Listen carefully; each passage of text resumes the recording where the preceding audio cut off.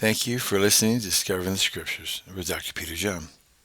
Currently, we are in Daniel, chapter 7, verse 14. We are in the prophecies of Daniel concerning the end times. This verse that we're studying also goes along with Revelations chapter 19 and chapter 20 about Jesus' return and the 1,000-year reign. I would like to read you the verse in King James first, then read you the paragraph which it belongs to, and then go into the Young's Literal Translation. Daniel 7, verse 14, quote, "And there was given him dominion and glory and a kingdom, that all people, nations, and languages should serve him.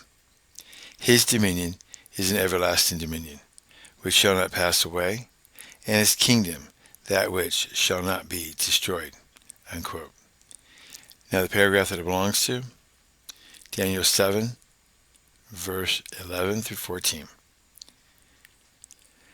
Quote, "I beheld then, because of the voice of the great words which the horn spake, I beheld even till the beast was slain, and his body destroyed, and given to the burning flame. As concerning the rest of the beast, they had their dominion taken away, yet their lives were prolonged for a season and time." Unquote. Now, we're going to present the Son of Man here. Quote, verse 13, "I saw in the night visions, and behold, one like the Son of Man came from the clouds of heaven, and came to the Ancient of Days, and they brought him near before him. And there was given him dominion and glory and a kingdom, that all people, nations, and languages should serve him. His dominion is everlasting dominion, which shall not pass away, and his kingdom that which shall not be destroyed." Unquote. Reading 7:14 in the Young's Literal Translation, quote, "And to him is given dominion and glory and a kingdom, and all peoples, nations, and languages do serve him. His dominion is a dominion, age during, that passes not away, and his kingdom that which is not destroyed." Unquote. Now I'm going to read you the Geneva version from 1599. I'm going to read you Daniel 7, verse 13 and verse 14. Quote, because this is the paragraph that this actually belongs to. "As I beheld in visions by night, behold, one like the Son of Man came in the clouds of heaven, and approached unto the Ancient of Days, and they brought him before him. And he gave him dominion and honor and a kingdom, that all people, nations, and languages should serve him. His dominion is an everlasting dominion, which shall never be taken away, and his dominion shall never be destroyed." Unquote. Now I want you to know that when this was written, paragraphs were not assigned in the Aramaic and the Hebrew. So this is a more of a modern thing. During the 1500s, the paragraphs and verses were inserted. So I was looking at this and I'm thinking, we're showing the Son of Man. This does not belong in one huge paragraph. This is a paragraph in and of itself. That's why I looked at the Geneva version, because the King James has this verse 11 through 14 as a paragraph, but it's not.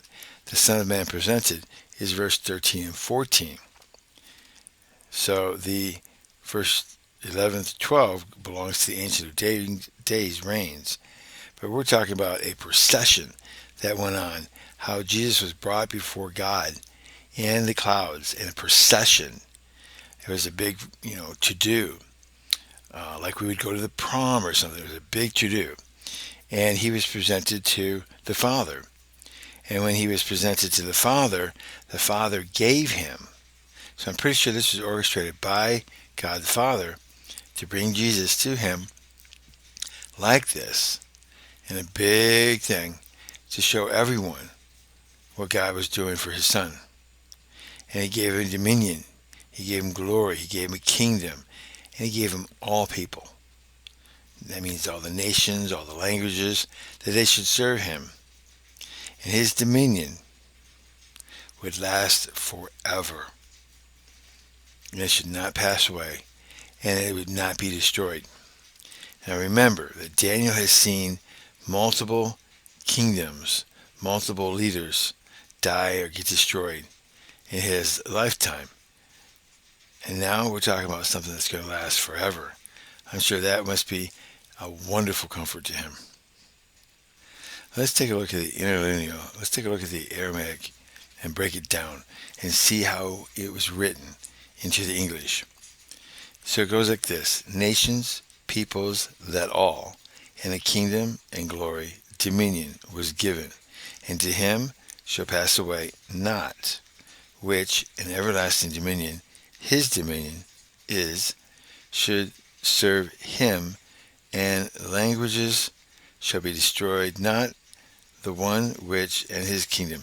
That's how it's written in their language, as far as broken down. Now we're going to break this down even further. Nations is feminine plural, so it is a determinant. It is plural. Not a nation, it's all nations. And then you have peoples. That's masculine plural also as a determinant. So we're still talking in plural form. Then we have that all. And that's the masculine singular noun. That all. And a kingdom, which is a feminine singular noun. So, and a kingdom. This is a kingdom that's going to sprout. And glory. Now this is a conjunctive noun, masculine singular. So the glory is given. Dominion. That's a masculine singular. So we have another singular dominion. Was given. Third person masculine singular perfect. And it's also written casual. And to him, preposition third person masculine singular. So we got Jesus as a him, shall pass away. That is third person masculine singular. Quell, so it's written casually. Daniel is writing this whole thing casually. He's not excited. He's casually writing this. So how much time has elapsed from the time that he saw this to the time that he's doing this? I think he's writing this down as he's seeing it. He's not all hyped up. He's writing what he sees. He's like a reporter. Not, now that's an adverb, negative participle, which, relative, and everlasting, masculine singular. Dominion, masculine singular. So this is, it's not, there'll be dominions and you get this. No, you have the dominion. His dominion, that is masculine singular, third person, his dominion is. And then we have shall serve. Now that's a quell, that's a passive imperfect third person masculine plural. So Daniel's writing this casually. Third person, masculine plural, shall serve him. Now that is masculine singular, and languages, masculine singular determinate, shall be destroyed. Now that there is a imperfect third person feminine singular. And then we have not, which is a negative participle, the one which, that's relative pronoun, and his kingdom. Now, and his kingdom is a conjunctive noun, feminine singular construct, third person masculine. So what we have going on here, we have the dominion as being a break-off, but of Jesus getting all of the dominions shall serve him. All the languages shall serve him. All the people shall serve him. And that this shall not pass away. This shows you that your verse that has been translated into English is correct, is what this shows you. That it is in fact exactly the way we're reading it. There's nothing wrong with it at all that we can see. This is the Son of Man presented. And there was given him dominion and glory and a kingdom that all people, all the nations, all the languages will serve him. And his dominion, lasts forever. It's an everlasting dominion. It will not pass away. His kingdom shall not be destroyed. This is not a temporary kingdom. That's what we're getting here. Now, I want to go ahead and take a look at John Gill's commentary on this, because this gives us the ancient commentaries for about 1,000 years ago. And John Gill writes it when the books were available, manuscripts and that, in the 1700s. So let's read it. And there was given him dominion and glory in a kingdom, that is, a large, powerful, and glorious kingdom. Not but that he had a kingdom before, but now it will be more extensive and appear in greater glory. This will be fulfilled when the kingdoms of the world shall become his, and all nations shall serve and worship him. Take a look at Revelations chapter 11, verse 15. Quote, And the seventh angel sounded, and there were great voices in heaven, saying, The kingdoms of this world are become the kingdoms of our Lord and of his Christ, and he shall reign forever and ever. Unquote. Now let's continue on with John Gill.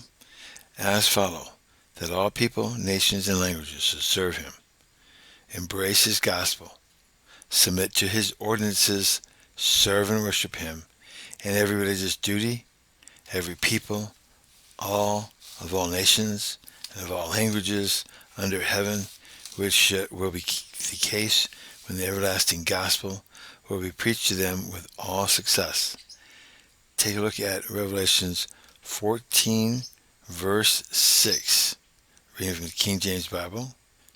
Quote, And I saw another angel fly in the midst of heaven, having the everlasting gospel to preach unto them that dwell on the earth, and to every nation, and kindred, and tongue, and people. Unquote. I want to go a little bit further on this one. I'm going to read verse 7 also. Quote, Saying with a loud voice, Fear God and give glory to him, for the hour of his judgment is come, and worship him that made heaven and earth, and the sea, and the fountains of waters. Unquote. Back to John Gill. His dominion is an everlasting dominion, and it shall never have an end, as the rest of the monarchs, signified by the four beasts, have had or will have. See Psalms chapter 14, verse 6. Okay, I'm going to break away with a footnote. I just want to let you know that I'm presenting everything to you, so you can make up your own mind on this. But with John Gill here, this is the first time that I've been confounded. I don't understand why he put in Psalms 14, verse 6 here, but I'm going to read it in King James so you can see what I'm talking about. Quote, Ye have shamed the counsel of the poor, because the Lord is his refuge. Unquote. I don't see where that has anything to do with the four beasts. But let's continue. John Gill again. We shall not pass away or be removed from one to another, like the above monarchs. And his kingdom, that which shall not be destroyed or corrupted, abolished or brought to nothing, as the said monarchs were one by another, and at last all of them by the stone cut out of the mountain. See Daniel chapter 2, verse 44. Reading from the King James Bible, quote, And in the days of these kings shall the God of heaven set up a kingdom which shall never be destroyed, and the kingdom shall not be left to another people, but it shall break in pieces and consume all these kingdoms, and it shall stand forever. Unquote. So what do we have here? We have Daniel started the book in Hebrew. He switched very quickly to the court language, and then he continues that on in the Aramaic through chapter 7. Then he goes back into Hebrew. In chapter 7, we're under Belshazzar's rule in his very first year. And his first visions where he saw 4 terrible beasts. These terrible beasts he saw, and he wrote in the court language, they raised up, they devoured the earth, they tread it, they crushed it. And then there was a further small horn that appeared and uprooted all 3 of the earlier horns. And then we have him now in the Ancient of Days, which talks of God the Father, judging and destroying these beasts. Now we have the Son of Man, who is given after this big procession. Jesus brought before the Father in the clouds, big procession.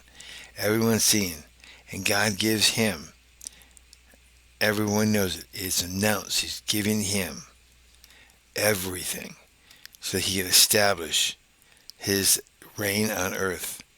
And this will not be a temporary reign. This will be a permanent one. Though we're now talking about the 1,000-year reign, where the devil will be locked up before he's released. But this is an everlasting kingdom. So what more does that mean? We're going to have to go further in and find out. But we have here in 13 and 14 this big grand procession that the Ancient of Days, God the Father, has brought Jesus to him in the clouds, and he is giving him in front of all creatures dominion and glory, and the kingdom, and all people, nations, and languages should serve him. It's his dominion as an everlasting dominion, which shall not pass away, and this kingdom will not be destroyed. God is giving Jesus everything in this verse. Everything. Now, what does that mean for us? That means we should have total peace and confidence that when Jesus returns, he will put the whole world in order. Our longings in our hearts, we will see the one that we long for. We will see the one that we love. Will we be perfect? No, we will not be perfect. Will we be wanting to hide from him because of his righteousness and his glory? Yes, of course we will, because we're not perfected. We will want to hide. That's just common sense. Look at Isaiah when he was presented before God. I am unclean. Isaiah. And God put the coals on his mouth. He had the angel put the coals on his mouth from off the fire to make him holy, make him clean, so he could stand up. We should feel like we want to hide when Jesus comes back. Not because we're not his brother and Jesus' followers, but because we're not perfect yet. But we will come and we will look and we will draw closer to him. Will we recognize that this is actually him? I don't know. I don't know. But we will see him coming down. And that should tell us that this is him. We're not being deceived. We know what's here. God has given us this book.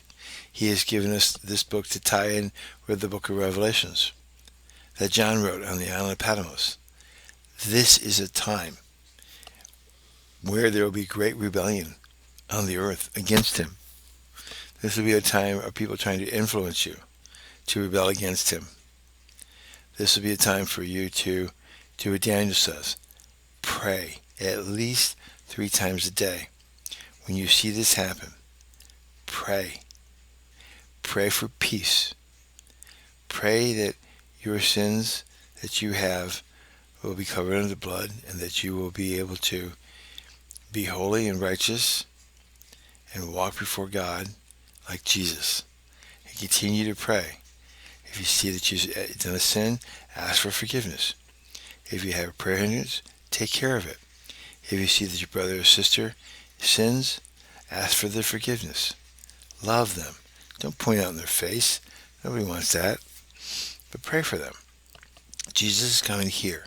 He's going to establish the correct way that this world should be run and the way that we should be. This is not instantaneous, twinkle your nose or whatever, move a wand. This is something that he is going to show us and we're going to be.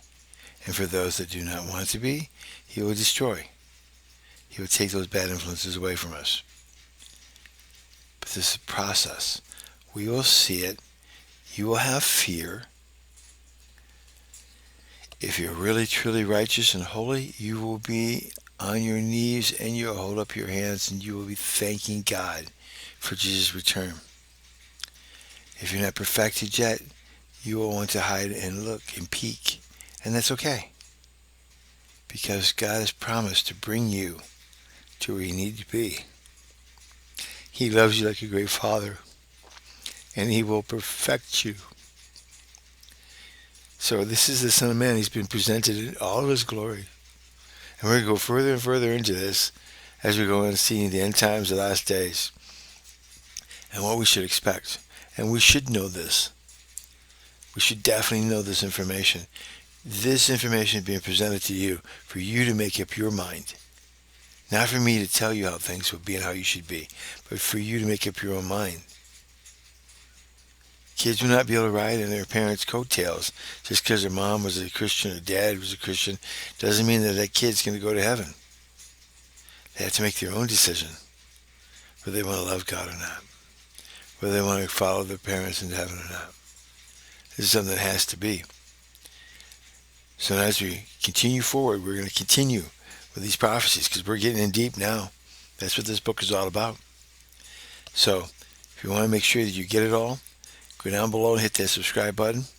The little bell button. Go ahead and signify which one you want notification of. I'm going to narrow the scope of this channel to just a few uploads besides discovering the scriptures, and that's it. And let's walk through this.